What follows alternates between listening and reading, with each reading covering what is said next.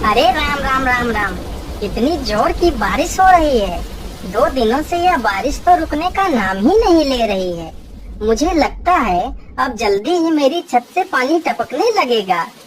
तभी उधर से एक शेर बारिश से परेशान होकर छिपने की जगह ढूंढते ढूंढते उसी किसान की झोपड़ी के पीछे बने तबेले में घुस जाता है, जिस तबेले में उस किसान के कुछ गधे बंधे हुए थे।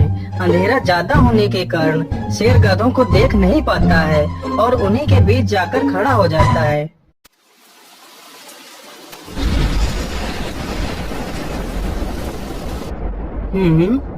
यहाँ से तो किसी मनुष्य की आवाज आ रही है। चलो चुपचाप बैठा रहता हूँ, जैसे ही यह आदमी मेरे करीब आएगा मैं इसे खा लूंगा। हाय हाय हाय, यह बारिश कब रुकेगी? ऊपर से यह टपका भी आ गया। अब मैं क्या करूँ? इस टपके से कैसे बचूं?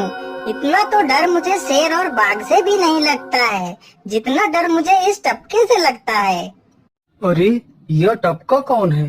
मुझे लगता है यह टपका तो मुझसे भी ज्यादा खतरनाक है।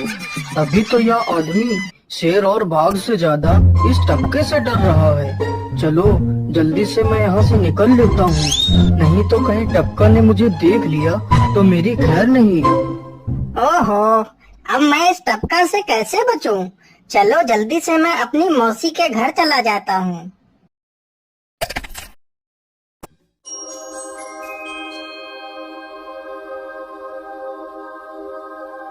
अरे चल चल गधे की औलाद, यहाँ पर छिपा हुआ बैठा है। अरे चल जल्दी। अरे ये क्या, जिसका डर था वही हुआ। यह टपका तो मुझ पर हावी हो गया।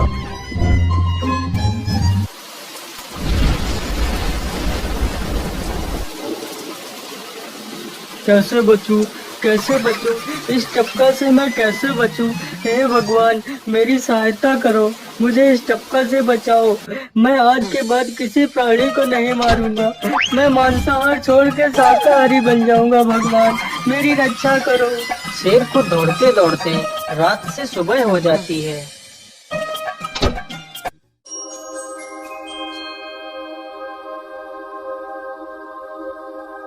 अरे देखो देखो, यह तो शेर की सवारी कर रहा है। अरे हाँ, सच में ये तो शेर की सवारी कर रहा है। इसे तो डर भी नहीं लगता है। अरे उधर तो देखो जरा, यह आदमी कितना बहादुर है। यह आदमी शेर की सवारी कर रहा है। जिस शेर को देखकर हमारी धोती आगे से गीली और पीछे से पीली हो जाती है, यह तो उसकी सवारी कर रहा है। ये गांव के लोग भी ना पागल हो गए हैं जो इस गधे को शेर। अरे बाप रे, यह तो सच में एक शेर है। हे भगवान मेरी रक्षा करो, शेर तो मुझे खा ही जाएगा। राम राम राम राम राम। अब क्या होगा? इस शेर से कैसे बचूं? अरे यह तो एक बरगद का पेड़ है। यही अच्छा मौका है, जल्दी से इस बरगद की जड़ पकड़कर ऊपर चढ़ जाता हूँ।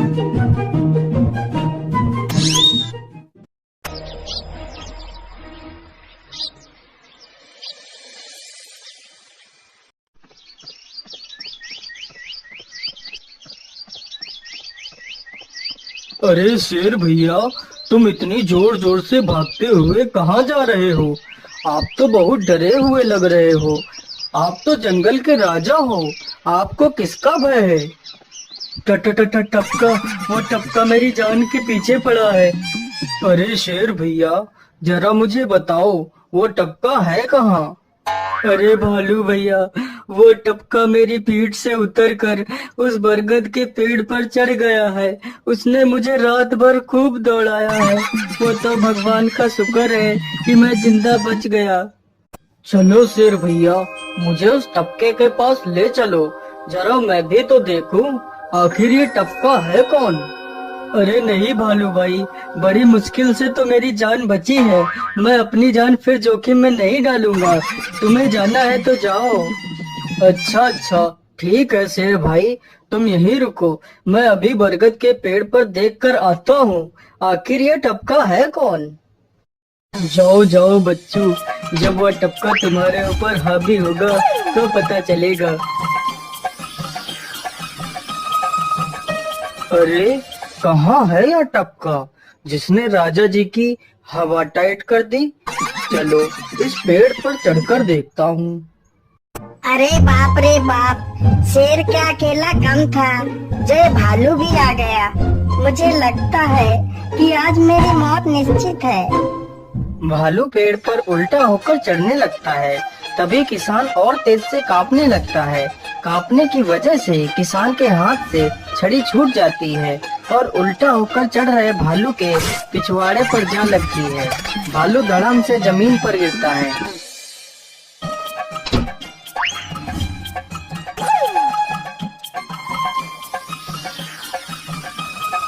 मुझे लगता है अब शेर और भालू दोनों भाग गए हैं। चलो अब जल्दी से यहाँ से निकल लेता हूँ। सारे राज्य में यह बात फैल गई कि हरिया किसान बहुत ही बहादुर है और वह शेर की सवारी कर लेता है। धीरे धीरे यह बात राजा तक पहुँच गई।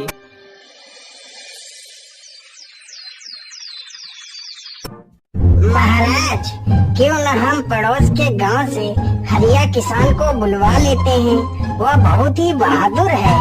उसके बहादुरी के चर्चे तो पूरे राज्य में हैं। मुझे पूरा विश्वास है वह इस काम को जरूर कर सकता है। वह इस दुष्ट शेर को जरूर पकड़ लेगा। सैनिकों, हरिया किसान को आदर पूर्वक हमारे दरबार में पेश किया जाए। महाराज, आपने हमें याद किया। बताइए क्या बात है। मालिक, हमसे कोई भूल हो गई क्या मालिक? नहीं नहीं हरिया, तुमसे कोई गलती नहीं हुई है। यह कुछ लोग पड़ोस के गांव से आए हैं। इनका कहना है कि इनके गांव में कोई दुष्ट शेर आ गया है जो इनके पशुओं को उठाकर ले जाता है और उन्हें मारकर खा जाता है।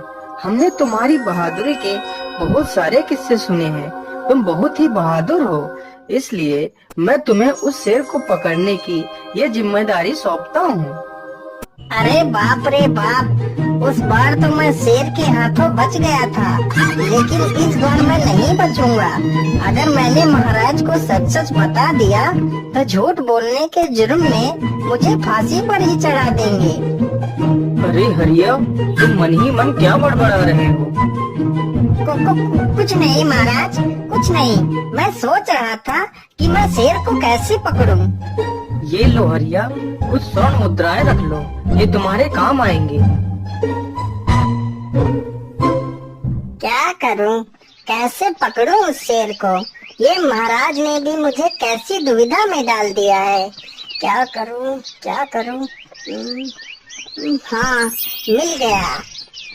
फिर हरिया बाजार से एक रस्सी और एक जाल तथा एक बकरी खरीद कर लाता है।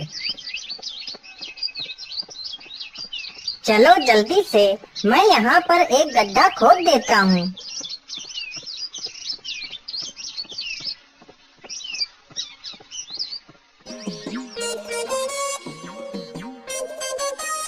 गड्ढा तो खोद दिया।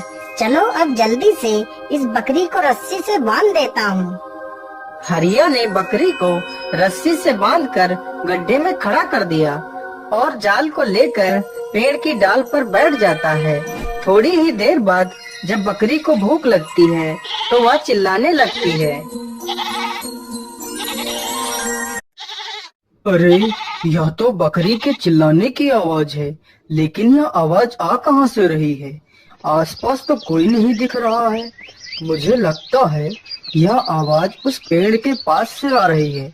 चलो चलकर देखता हूँ।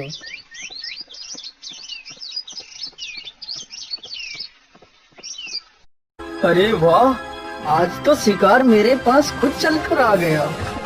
शेर तुरंत ही बिना देर किए हुए गड्ढे में छलांग लगा देता है। तभी किसान तुरंत ही बकरी को ऊपर खींच लेता है और जाल को गड्ढे के ऊपर गिरा देता है। शेर गड्ढे में ही फंस जाता है। यह देखकर गांव के सभी लोग बहुत ही खुश हो जाते हैं।